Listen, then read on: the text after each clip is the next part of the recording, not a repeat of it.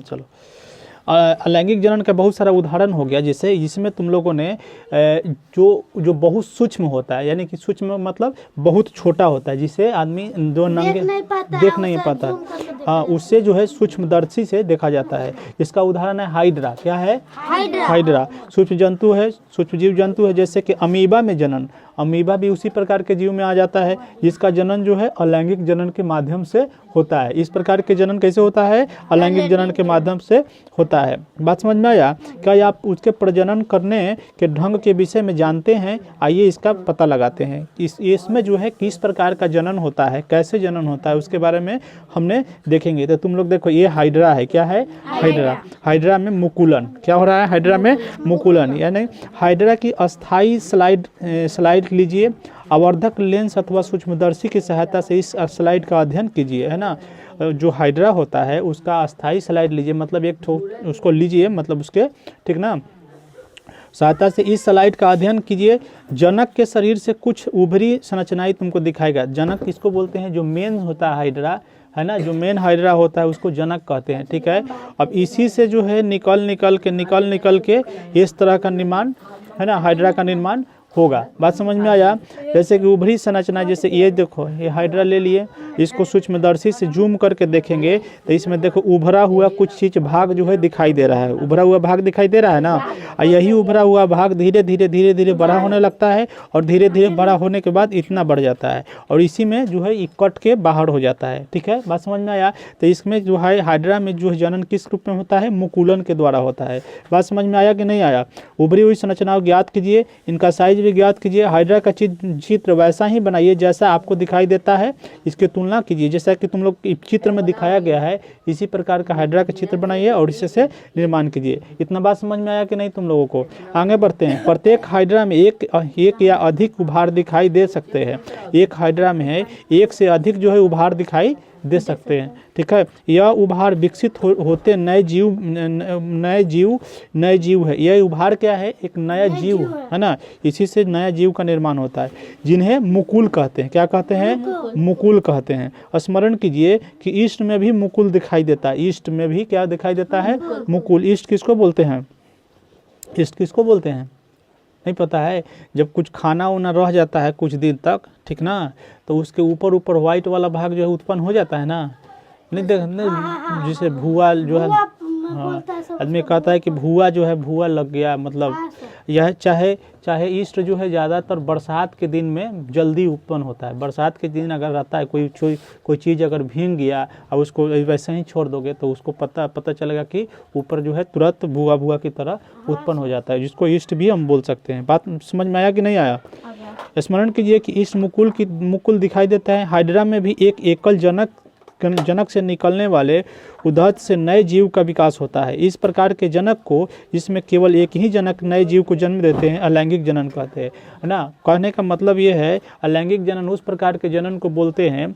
अलैंगिक जनन किस प्रकार? उस प्रकार के जनन को बोलते हैं जिसमें जो है एक नए जीव को जनन के लिए, है ना, एक नए जीव को जनन के लिए एक ही जीव की जरूरत पड़ता है। कि कितना जीव का? एक ही जीव की जरूरत पड़ता है ना, और वह अपने जैसा एक नया जीव उत्पन्न कर देता है, उसको अलैंगिक जनन कहते हैं। समझ में आया?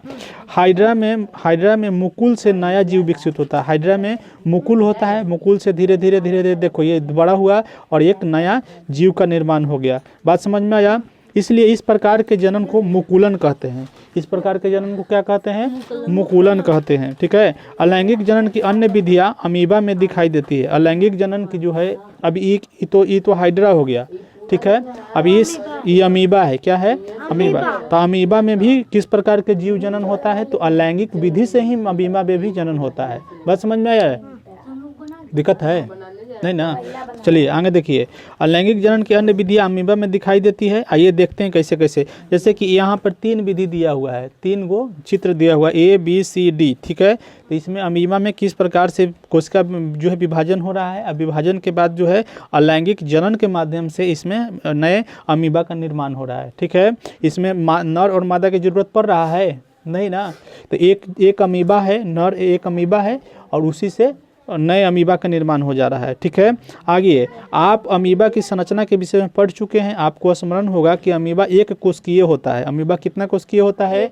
एक कोशिकीय होता है। इसमें केंद्रक के दो भागों में विभाजन से जनन प्रक्रिया होता है। इसमें केंद्र के दो भाग जो है विभाजन हो रहा है। यहाँ देखो केंद्रक है ना, केंद्रक किसको बोलते हैं? जो बीच वाले भाग, हाँ, कोशिका में भी कोशिका जो बना हुआ है, सुनिए आप, कोशिका जो बना हुआ है हमारे शरीर का सब भाग जो है किससे बना हुआ है? कोशिका से बना है ना। कोशिका मिलता है तो उत्तक का निर्माण होता है। ठीक है, और उत्तक जब मिलता है तो अंग का निर्माण होता है। ठीक है, अंग मिलता है तब जाकर शरीर का निर्माण होता है। इतना बात समझ में आ रहा है?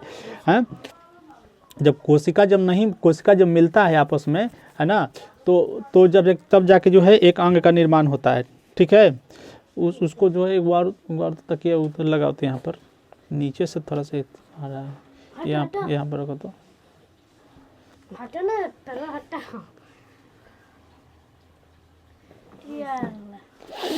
हिला जहाँ तक हिला दो। बात समझ में आया? उसे उठंगना नहीं है। ठीक है, चलो आगे बढ़ते हैं। तो इतना चीज समझ गया, दिमाग इधर उधर नहीं करिए। ठीक है, ऐसा ही बैठो ना, ऐसे ही बैठो, लेकिन इधर उससे सट के नहीं बैठना, ऐसा ही बैठो, सट के नहीं बैठना। चलो सुनो, बात समझ में आ गया? कहाँ पढ़ते हैं हम लोग? अमीबा जो है, अमीबा में जो है केंद्रक एक अमीबा किस प्रकार का जीव होता है? एक कोशिकीय जीव होता है। किस प्रकार का? एक कोशिकीय। हम लोग का शरीर जो है कोशिका से मिलकर बना हुआ है। हाथ, कान, मुंह, जीभ, त्वचा क्या चीज से बना हुआ है? कोशिका से। जैसे देखा ना कि माँ के पेट में जब युग्मनज रहता है तो धीरे धीरे उसमें जो है सेल डिवीजन होता है, माने कोशिका के विभाजन होता है। सेल डिवीजन, कोशिका के विभाजन मतलब धीरे धीरे कोशिका बढ़ना, ठीक ना, और बढ़ते कोशिका एक शरीर के रूप में ले लेता है। तो कोशिका से बनता है उत्तक बनता है। कोशिका उत्तक कोशिका के भाग है। कोशिका जब बहुत छोटा सा चीज है। कोशिका जो है नंगी आंखों से नहीं दिखाई देगा, वो सूक्ष्मदर्शी से देखोगे ना, जूम करके तब जाके दिखाई देगा। तो उसी कोशिका में केंद्रक होता है। क्या होता है? केंद्रक होता है। जैसे कि यहाँ पे केंद्रक दिखाई दे रहा है ना, उसी प्रकार के केंद्रक होता है। हाँ, तो केंद्रक क्या करता है? पूरा कोशिका को नियंत्रित करता है। क्या करता है? नियंत्रित करता है कि क्या करना है और क्या नहीं करना है। इतना बात समझ में आया कि नहीं आया? तो अमीबा किस प्रकार का जीव है? एक कोशिकीय है। उसमें एक प्रकार के कोशिका होता है। ठीक है, एक प्रकार का किसका कोशिका होता है? उसको जल्दी बनाइए, वहाँ तक ले बैठ के ताकिए नहीं, इधर उधर करना नहीं है। ठीक ना, टाइम मिला हुआ है, जैसे ही खत्म होगा वैसे ही हम उधर देखेंगे। चलिए, इसमें केंद्रक के दो भागों में विभाजन, इसमें जो है केंद्रक के दो भागों में विभाजन प्रक्रिया में जो है, ठीक है, इसमें केंद्रक के दो भागों में विभाजन में जनन प्रक्रिया होती है। ठीक है, इसके बाद कोशिका भी दो भागों में बढ़ जाती है। कहने का मतलब ये हो गया कि कोशिका का जो विभाजन कैसे होता है, इसमें एगो कोशिका है ना। तुम ऐसे बैठो तरह, तो रुको, ऐसे तो औंघा रहा है बीच में बैठ। तो हम लोगों ने देख लिया था कि कोशिका विभाजन जो है, अमीबा में कोशिका विभाजन किस प्रकार का होता है। तो अमीबा में कोशिका एक कोशिकीय होता है। एगो कोशिका है तो धीरे धीरे उसमें सेल डिवीजन हुआ है। तो देखो यहाँ पे एक कोशिका है, तो धीरे धीरे इसमें जो केंद्रक है, इसका केंद्रक जो है, केंद्रक दो भागों में बट गया, दो भागों में बटा ना, और धीरे धीरे टूटने का सी में टूटने लगा, और आगे चल के क्या हो गया? डी पूरी तरह से टूट गया। तो पहले कितना अमीबा कितना एक कोशिका था, तो एक था तो कितना बन गया? दो बन गया। तो इसमें किसी प्रकार का लैंगिक जनन की आवश्यकता पड़ा? नहीं ना पड़ा। ऑटोमेटिक जो है उसका केंद्रक विभाजित हुआ, और केंद्रक विभाजित होते होते जो है नए कोशिका का निर्माण हो गया। बात समझ में आया? तो इस प्रकार के अमीबा में कोशिका का निर्माण हो जाता है। आगे बढ़ते हैं। इसके केंद्रक दो भागों में विभाजित होने से जनन क्रिया प्रारंभ होती है।